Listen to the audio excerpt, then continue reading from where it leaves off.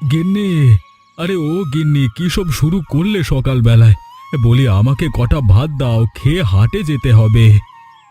বলি শীত তো কাছে এগিয়ে এলো, এখন থেকে যদি কাঁথাগুলো সেলাই না করি তাহলে পরবো কি বলো তো? তোমার গিন্নি সব কিছুতে তাড়াহুড়ো, কেবল অগ্রহায়ণ পড়ল, শীত আস্তে আস্তে সেই পৌষ মাস। বলি এখনকার শীত আগে আগেই পড়ে। গত বছর দেখলে না, ফসল তুলতে না তুলতেই শীত নেমে এলো। ভালো কথা মনে করেছো গিন্নি, আমার একবার মাঠে যেতে হবে। আমন ধানগুলো পরিপক্ক হয়েছে, কালকে পরশু কেটে ফেলতে হবে। হ্যাঁ হ্যাঁ, তাড়াতাড়ি সব ধান কেটে নিয়ে এসো, আমি নবান্ন তুলে বাপের বাড়ি যাব। এবার আর বাপের বাড়িতে যাওয়া হবে না গিন্নি, আমার বোন ও তার ছেলে মেয়েরা আসবে, তখন তোমাকে থাকতে হবে। সুমতি আসবে কই? আমাকে তো কিছু বলেনি তো। সেদিন ওর সাথে শহরে দেখা হলো। আমাকে কালকে চিঠি দিয়েছে, বলল কয়েক সপ্তাহ থাকবে আমাদের বাড়িতে। বেশ বেশ, তাহলে ভালোই হয়েছে। ওর নতুন রসের মিষ্টি খাওয়ার খুব শখ ছিল, এবার তা খেতে পারবে। খাবে কি করে? যে মিষ্টি বানাবে সেই তো নেই, গনি ময়রাকে কদিন ধরে পাওয়া যাচ্ছে না। বলো কি, হঠাৎ করে বুড়োটা গেল কোথায়? হারিয়ে যায়নি তো আবার? হারাবে না এত সহজে, বুড়োর স্মৃতিশক্তি এখনো বেশ টনটনে আছে, দেখবে শীত আসবার আগেই তিনি ফিরে আসবেন। বেশ বেশ, আসলেই ভালো। আমি এবার ওনাকে দিয়ে খেজুরের রসের মিষ্টি বানাবো। বেশ, বানিয়ক্ষণ আমি গোপাল কাকুকে বলবো রস দিয়ে যেতে। এবার আমাকে ভাত দাও দেখি, খুব খিদে পেয়েছে গিন্নি। তুমি বসো, আমি এক্ষুনি ভাত নিয়ে আসছি।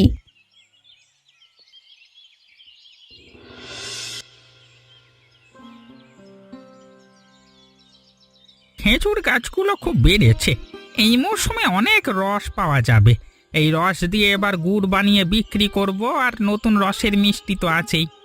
গুণী মায়েরার বাড়িতে আগেই এক হাঁড়ি রস দিয়ে আসতে হবে, তাহলে আমার মিষ্টিগুলো আগে বানিয়ে দেবে। হ্যাঁ কি হে গোপাল কাকু, সকাল সকাল কাজে লেগে পড়লে? হ্যাঁ বিমল, শীত তো এসে পড়লো, এখন গাছ না কাটলে যে ভালো রস পাওয়া যাবে না। এত রস দিয়ে করবে কি? গুণী ময়রা যে গায়ে নেই।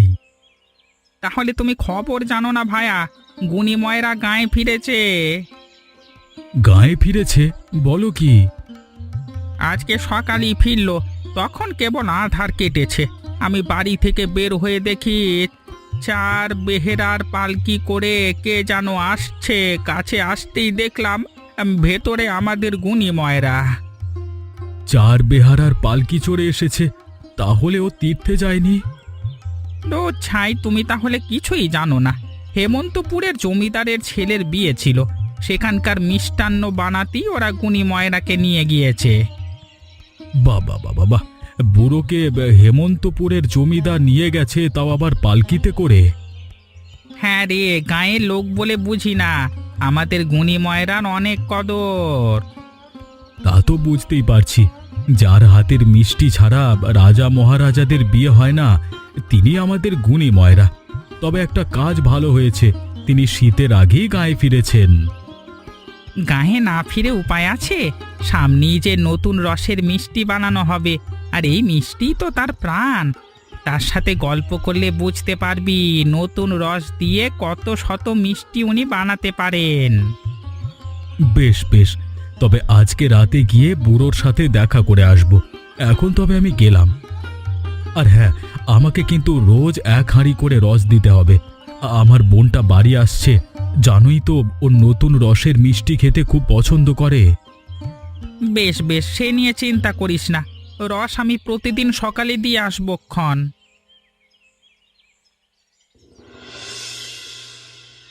কাকাবাবু, ও কাকাবাবু, বলি ঘরে আছেন? কে?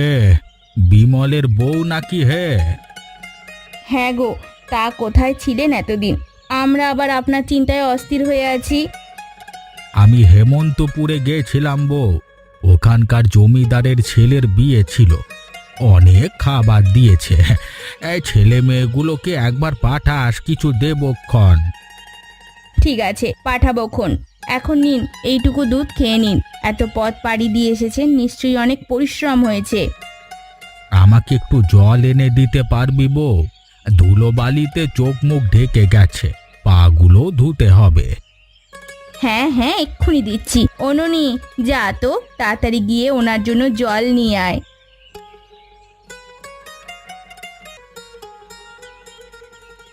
দে মা, জলটা আমার হাতে দে।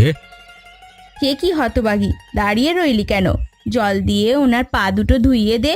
কিভাবে গুরুজনের সেবা করতে হয় তাও কি জানিস নে? থাক থাক বউ, তার আর কি দরকার।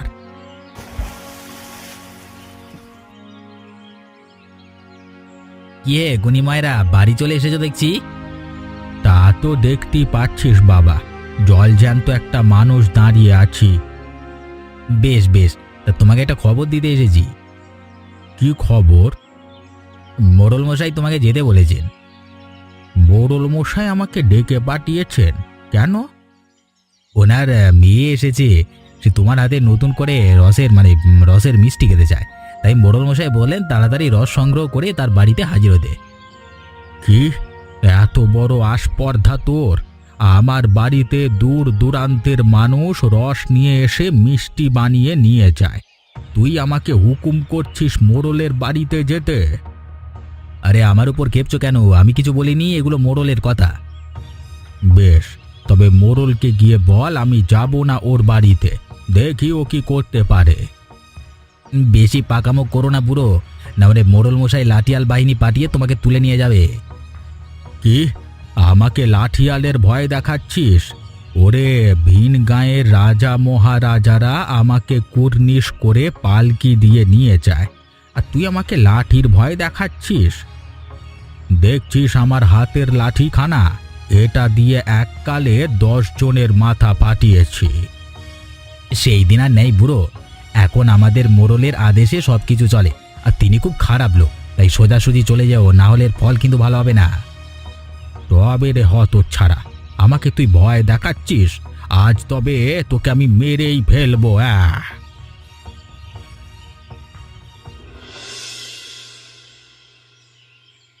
কি গুণীময়রা আমাকে কথা বলেছে?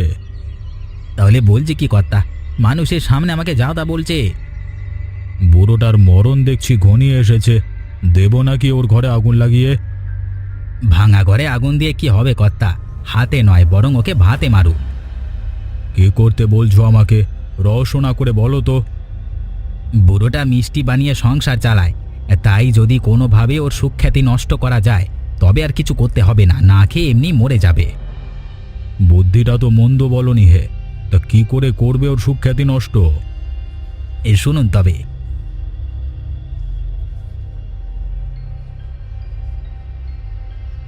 আরে, এ তো ভালো বুদ্ধি। তুমি এক কাজ করো মানিক, যেভাবে বলেছো ঠিক সেভাবেই কাজ করো। টাকা পয়সা নিয়ে ভেবো না, সব আমি দেব। ঠিক আছে কর্তা, আপনার কথা মতোই কাজ হবে। আমি তবে উঠি।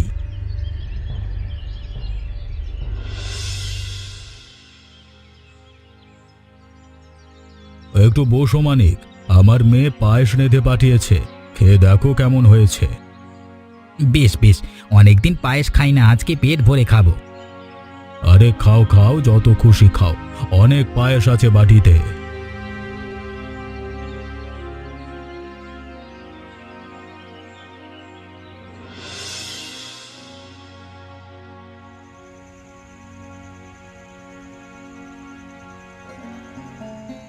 একা মানুষ, নিজেকেই সংসারের সব কাজ করতে হয়।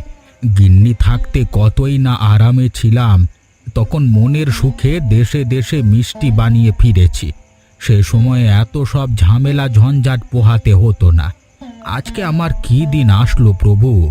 জলটা নিলেও নিজের হাতে নিয়ে খেতে হয়। এখন থেকে আর ঝামেলা পোহাতে হবে না দাদু ভাই, আমি চলে এসেছি। আবার তুমি দেশে বিদেশে ঘুরে বেড়াতে পারবে। সে কি মিনু, তুই হঠাৎ? তোর না শ্বশুর বাড়িতে থাকবার কথা? আমি একেবারের জন্য চলে এসেছি দাদু ভাই, আর শ্বশুর বাড়ি যাব না। সে কি রে, শ্বশুর বাড়িতে যাবি না? এ কেমন কথা? আর তোর স্বামী কই, তাকে নিয়ে আসিসনি কেন? ও আর নেই দাদু, দুদিন জ্বরে আমার অকুল পাথারে ভাসিয়ে চলে গেছে। সে কি কথা, অমল মারা গেছে? ওই একটা চিঠি তো কেউ দেয়নি আমাকে। চিঠি দেব কি করে, মূল্য তো আজ সকালে। সকালে মরলো আর বিকেলে তুই চলে এলি? এরকম অলক্ষণে কাণ্ড তো হতে দেখিনি। কিছু আচার অনুষ্ঠান তো করতেই হয়। আমি থাকবো কি করে, ওরাই যদি আমাকে না রাখে। ও মারা যেতেই দেওর ভাসুরেরা আমায় গলা ধাক্কা দিয়ে বার করে দিয়েছে গো দাদু। উপায়ন্ত না দেখে তোমার কাছে এসেছি। কি এত বড় আস্পর্ধা ওদের? আমার নাতনিকে গলা ধাক্কা দিয়ে বের করেছে। দাঁড়া, আমি আজই কুসুমপর যাব।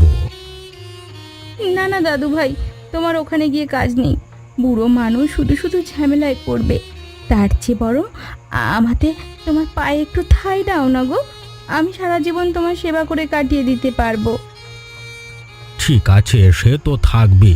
তুই আমার একমাত্র নাতনি, তোকে আমি ঠাঁই দেব না তো কাকে দেব? নে এবার সব পুটলি পাটলা রেখে স্নান করে ঘরে আয়। মরা বাড়ি থেকে এসে ঘরে প্রবেশ করতে নেয়। ঠিক আছে দাদু ভাই, আমি এক্ষুনি পুকুর থেকে ডুব দিয়ে আসছি। পাগল মেয়ে ছেলে, এই পুঁটলিটাও সাথে করে নিয়ে যেতে হয়। হ্যাঁ গো, খবর শুনেছো? মিনুবতী চলে এসেছে। মিনুবতী? ও কে? গুণবতীর নাতনিটা মনে নেই? গত ফাল্গুনে যে আর বিয়ে হলো, বছর ঘুরতে না ঘুরতেই জামাই মরেছে। সে কি কথা, ছেলেটা মরে গেল? তো মরল কিভাবে? বললে তো কালা জ্বরে, ওর কথা বিশ্বাস করে কে? বেশ বেশ, তাহলে গুণী ময়রারও ভালোই হলো। নাতনির সাথে সংসারের ভার দিয়ে মন দিয়ে মিষ্টি বানাতে পারবে। হ্যাঁ গো, কাল থেকেই গোপাল খুড়ো রস সংগ্রহ করবে। তুমি ওনাকে বলে দিও তো। সে আমি বলেছি, নতুন রস পাওয়া মাত্রই উনি দিয়ে যাবেন। বেশ, নাও এবার একটু তরকারি নাও।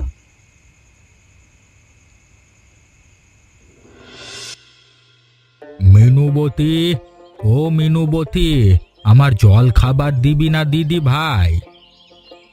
আসছি দাদু ভাই, তুমি একটু বসো। এই নাও দাদু ভাই, তোমার সকালের জল খাবার। সে কি রে, এত মিষ্টান্ন কেন? আমি কি মিষ্টি খেতে পারি এত? তুই মুড়িগুলো দিয়ে বাকিগুলো নিয়ে যা। বারে, তুমি এত কষ্ট করে ভিন দেশ থেকে এগুলো নিয়ে এসেছো কি মানুষকে খাওয়ানোর জন্য? তোমাকে একটা হলেও সন্দেশ খেতে হবে। অন্যদের দেব কেন, তুই খাবি। আর যখন বলছিস, একটা সন্দেশ খেয়ে দেখতে পারি।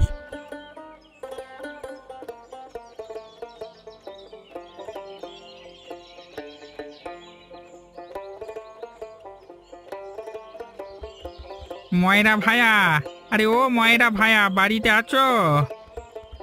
কে, গোপাল নাকি? হ্যাঁ গো, তোমার জন্য কিছু রস নিয়ে এলাম। ঝটপট আমাকে মিষ্টি বানিয়ে দাও তো। নতুন রসের মিষ্টি বানাতে হলে খাজনা লাগে, তাই এনেছিস? তাহলে আর বলছি কি, তোমার জন্য এক পাত্র রস এনেছি আর এক পাত্র মিষ্টি বানানোর জন্য। বেশ বেশ, তাহলে বিকেলে এসে মিষ্টিগুলো নিয়ে যাস, আমি খেয়ে রস নিয়ে বসবো। ঠিক আছে, তবে বিকেলে এসে নিয়ে যাব, তুমি মনে করে বানিয়ে রেখো। আমি এক্ষুনি বানাতে বসছি। আরে ও মিনু, হাঁড়িগুলো রান্নাঘরে নিয়ে যা তো।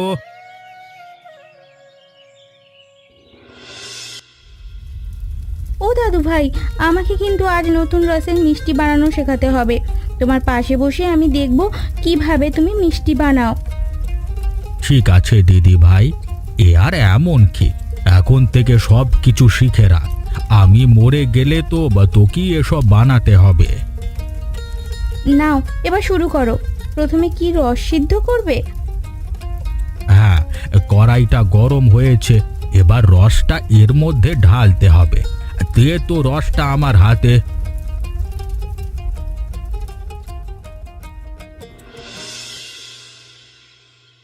আহা, কত সুন্দর হয়েছে মিষ্টিগুলো। হ্যাঁ, জিভে একেবারে জল চলে আসছে। ও ময়রা দাদা, কিভাবে বানালে গো এগুলো? সব কাজ সবাইকে শেখাতে নেই গোপাল। তোমার কাজ তুমি করো, আমারটা আমি করি। এখন তুমি যদি মিষ্টি বানানো শিখে যাও তাহলে আমি চলবো কি করে? তা ঠিক বলেছ, নিজের কাজ নিজে করা উচিত। যাক, তুমি এত সুন্দর মিষ্টি বানিয়ে দিলে, এইবার একটা খেয়ে দেখি। আরে কি করছো কি করছো? নতুন রসের মিষ্টি এভাবে খেতে হয় না, বাড়ির সবাইকে নিয়ে খাও। আমার বাড়িতে তো কেউ নেই দাদা, জানোই তো সবাই আমাকে ছেড়ে চলে গেছে, তাই এখানে খেলে কোনো দোষ হবে না। আহা, কি সুস্বাদু হয়েছে মিষ্টিগুলো, আর একটা মুখে দি। কি হলো গোপাল, মিষ্টি ভালো হয়নি? মিষ্টিগুলো খেয়ে কেমন যেন লাগছে। কেমন লাগছে? খুব ভালো। তা তো বটেই, কিন্তু মাথাটা যেন খুব ঘুরছে, যেন এক্ষুনি মাথা ঘুরে পড়ে যাবে। দাদা, এ কি হচ্ছে? আমি যে হ্যাঁ।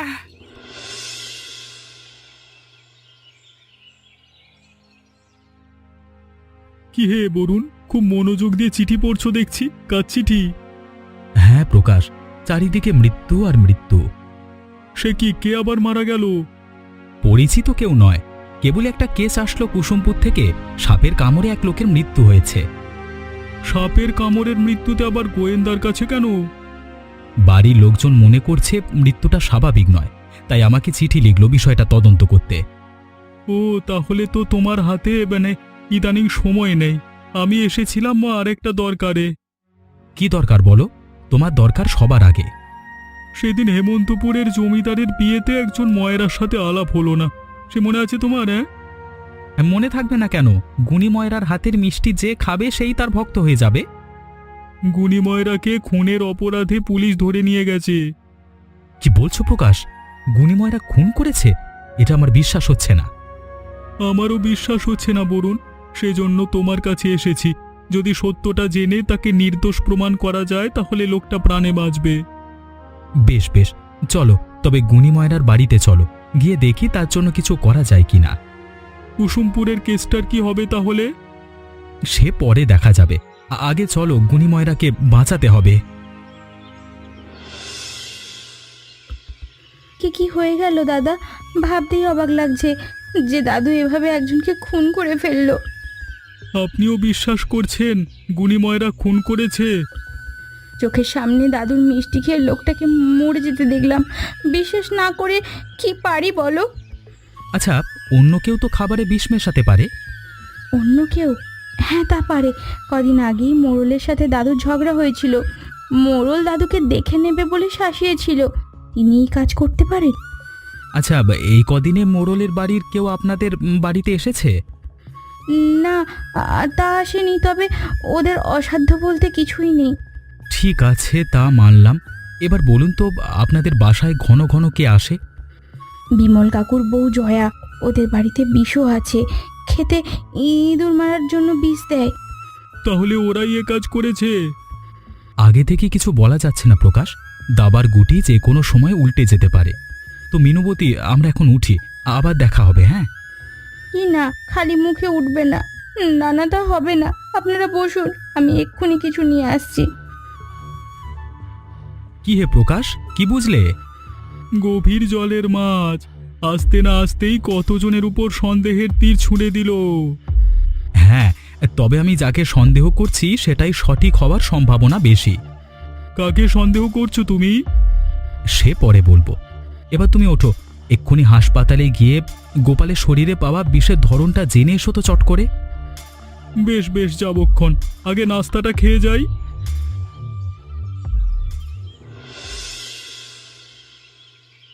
কি বলছেন মশাই, আমার বাড়িতে বিষ আছে? আছে দেখেই তো এসেছি, তাড়াতাড়ি বের করুন তো দেখি বিষের ধরনটা কি। না তো, আমাদের বাড়িতে কোনো বিষ নেই। ও হ্যাঁ, ঘাসের বিষ আছে আমাদের ঘরে, আপনি তার কথাই শুনেছেন। বেশ বেশ, বুঝেছি। তা নিয়ে আসুন তো বিষের শিশিটা, আমি একবার দেখতে চাই। ওই তো দেওয়ালে টাঙানো আছে, এই গিন্নি নিয়ে আসো তো।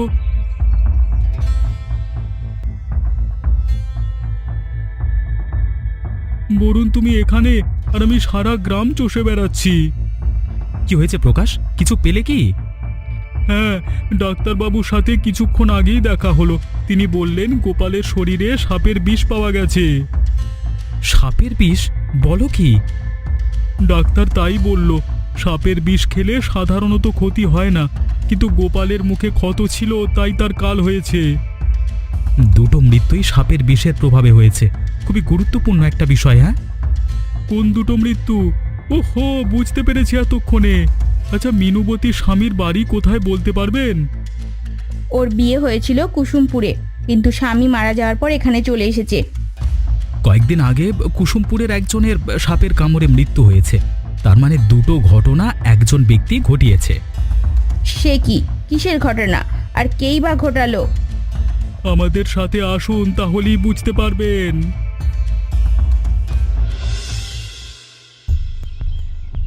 দাদু জেলে গিয়ে বসে আছে। এখন থেকে তার সব সম্পত্তি আর পিঠে বানানোর কৌশল আমার হাতে। কি যে আনন্দ লাগছে! এত টাকা করি পেয়ে আমি এখন এই গ্রামের বড় লোকদের একজন হয়ে গেলাম। কিন্তু ওই গোয়েন্দাগুলো এসে এত ভয় বাড়িয়ে দিয়েছে, যদিও আমাকে ধরতে পারবে না, কিন্তু সাবধানের মান নেই। এই কদিন আমি গা ঢাকা দিয়ে থাকি, ওরা চলে গেলে ফের আসবো। এত সহজে তুমি পালাতে পারবে না মিনুবতী। আমরা তোমাকে ধরে ফেলেছি, তোমার খেলা শেষ। সে কি, আপনারা আপনারা এখানে কি করে? খুব অবাক হলে তাই না? আমরা তোমার পাপের ফিরিস্তি দিতে এসেছি। না না, আমি কিছু করিনি গো। আমাকে আপনারা ছেড়ে দিন। সব দোষ মোড়লের। ওই গোপালকে মেরেছে, আর আর এরা তাকে সাহায্য করেছে। চুপ করো মিনু। তুমি সাপের বিষ দিয়ে তোমার স্বামীকে আর গোপালকে খুন করেছো। সাপটিও তোমার সামনেই আছে। এরপরও তোমাকে নির্দোষ ভাবতে বলো? যদি বাঁচতে চাও তবে আত্মসমর্পণ করো, না হলে তোমার আরো বেশি শাস্তি হবে। হ্যাঁ গো বাবু, আমি ওদের খুন করেছি। লোভে অন্ধ হয়ে আমি এ কাজ করেছি। প্রথমে আমার স্বামীকে খুন করে শ্বশুর বাড়ি থেকে সব গহনা নিয়ে পালিয়ে যাই। পরে গোপালকে খুন করে দাদুকে সরিয়ে দিই, যাতে তার সব টাকা পয়সা আমি নিতে পারি। এই সাথে তার নতুন মিষ্টির ব্যবসা করে কোটিপতি হওয়ার লোভ ছিল আমার। ছি ছি ছি ছি মিনু, যে তোকে আশ্রয় দিল তুই তার বুকেই ছুরি বসালি? ছি ছি ছি ছি ছি। আমাকে আমার আমার ভুল হয়ে গেছে গো কাকি। দয়া করো, তোমরা আমায় দয়া করো, দয়া করে আমাকে ক্ষমা করে দাও। এই ভুল আর কখনো করবো না। তোমাকে ক্ষমা করা যায় কিনা সেটা আদালত বুঝবে। এখন বেরিয়ে এসো, বাইরে পুলিশ অপেক্ষা করছে। না, আমি যাব না। দয়া করে আমাকে বাঁচাও কাকিমা, দয়া করো, দয়া করো তোমরা, দয়া করো তোমরা আমাকে বাঁচাও কাকুমা। আমি তো তোমাদের মেয়ের মতোই। তোমাকে তোমাকে আমরা পুলিশে দিও না, বাঁচাও। এখন বাঁচাও বলে লাভ হবে না মিনু। সামান্য কটা টাকার লোভে তুই এত নিচে যখন নামতে পারলি, আমাদেরকে তোকে পুলিশে দিতে খারাপ একদম লাগবে না। চল চল, এক্ষুনি চল, না হলে চুলের মুঠি ধরে নিয়ে যাব। হ্যাঁ, তবে যাচ্ছি।